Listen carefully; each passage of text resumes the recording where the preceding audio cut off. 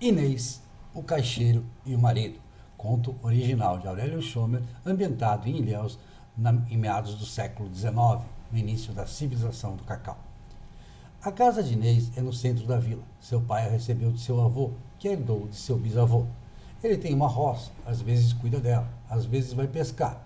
No mais das vezes não faz nenhuma coisa nem outra. Passa o dia na rede, esperando o tempo passar. A mãe de Inês segue a mesma rotina.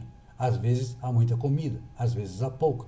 Sempre foram pobres, mas eram livres, orgulhavam-se disso. O avô materno fora vereador. A ascendência toda às vezes era mameluca, às vezes era portuguesa, nos mais das vezes era branca. Não importa o quanto havia de sangue indígena, não se falava nisso. Às vezes passava alguém em frente à casa, no mais das vezes não. Isso afligia Inês. Já completara 18 anos, arrumava-se, cuidava do único belo vestido, dado por sua madrinha tempos antes. Ficava em frente à casa, da manhã à tardinha, e, nas poucas vezes em que passava alguém em frente, não a olhava. Se olhava, não a via, ela não chamava atenção. Guimarães Rosa, um século depois, diria que o que tem de ser tem muita força, mas, naquele tempo, ainda não tinha. Ilhéus tentava encontrar uma razão de ser e não achava. Inês fazia de tudo para ser notada por um eventual príncipe, ou pelo ferreiro do cavalo do príncipe. Estava bom, e nada do príncipe ou do ferreiro aparecer. Abaixo do príncipe e do ferreiro estava o caixeiro, o vendedor viajante. Não apareciam muitos caixeiros em Ilhéus. Os poucos que se aventuravam só recebiam a atenção das moças sem eira nem beira, as desfrutáveis. Mas, àquelas alturas, para Inês até o caixeiro servia, tivesse ele boas intenções. Demorou, mas o caixeiro chegou. Era um boticário. Vinha sondar a praça. Se fizesse boas vendas, ficaria. Vendia fórmulas e perfumes trazidos em 2 grandes baús. Inês queria comprar um perfume, mas dinheiro e moedas em sua casa não havia. Não era hábito da família juntá-lo. Foi ao rapaz, de nome Frederico, para experimentar os cheiros, fazendo-se de cliente. Era um vendedor insistente. Se não podes pagar agora, leve, depois passe em sua casa para cobrar. Posso devolver se não conseguir o dinheiro? Perguntou Inês. Não precisa. Se não puderes pagar com moedas, pague-me com trabalho. Estou a precisar de alguém para me ajudar, apresentar-me à freguesia, disse o caixeiro. Frederico hospedou-se nos fundos da casa de um tropeiro. Não havia hospedaria na vila. No dia seguinte, cedo, lá estava Inês, pronta a pagar pelo perfume com seu auxílio.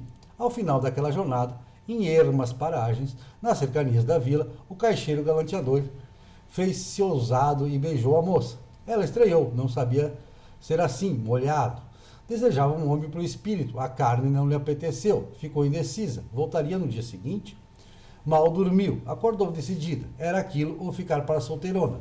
Uma ilhéense como ilhéense como o homem estava fora de cogitação, sempre esteve. Tinha horror aos conterrâneos quando o assunto era casamento. Mais um dia de labuta, mais ousadias ao final. Bem, a coisa foi avançando. Se antes o desejava pelo espírito, descobriria que a carne tinha lá seu sabor. Era mais interessante até. Quando começou a gostar das duas coisas, da carne e do espírito, eis a surpresa. Ao chegar pela manhã à casa do tropeiro, Frederico havia partido, deixando explicado que a praça não era boa, não compensava poucas vendas. Quando Inês reclamava de não passar ninguém em frente à sua casa, estava se referindo a forasteiros. Felipe era um local, dono de uma roça no Almada. Passava de tempos em tempos, olhava para ela com o fogo dos apaixonados, mas Inês baixava os olhos. Além de tudo, era feio. Descobrindo-se grávida, desesperou-se. Iria ser mandada embora de casa, virar alvo de fofocas na vila. Quem mandou dar confiança ao caixeiro? Desfrutável, acusariam todos. Mas Felipe passou mais uma vez. Nessa, ela não baixou os olhos. Fez mais, sorriu. Sim, a impressão não era falsa. Ele estava apaixonado. Na primeira conversa entre os dois, se tu pedires, caso-me contigo. Só tenho uma condição, disse ela com firmeza. Felipe foi pego de surpresa. Falar de casamento no primeiro encontro? Mas sim, casaria com ela com qualquer condição.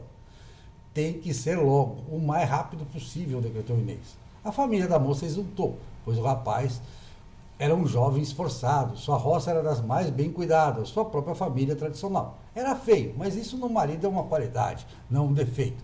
Faz-lhe valorizar a esposa, quanto mais sendo Inês tão bela.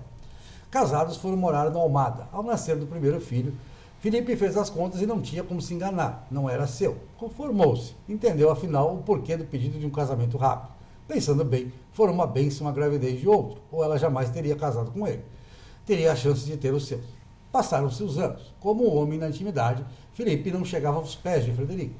Decepcionava. Começara a colher cacau e o fruto passou a ter mercado e bom preço. O marido pelo menos prosperava. Mas a modorra da vida na roça entediava. Passando a ter escrava doméstica, descontava nela suas frustrações. Ah, se Frederico não fosse um mentiroso. Se antes dele tivesse conhecido um príncipe ou um ferreiro de verdade.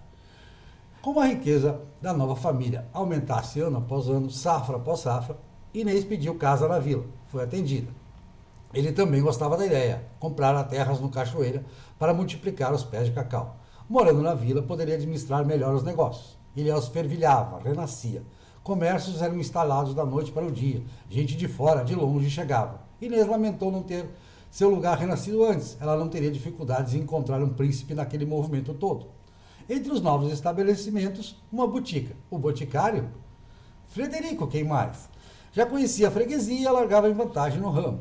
Inês não tardou a saber da novidade. Procurou-o imediatamente. Nos fundos da loja, xingou-o de pilantra e mentiroso para baixo.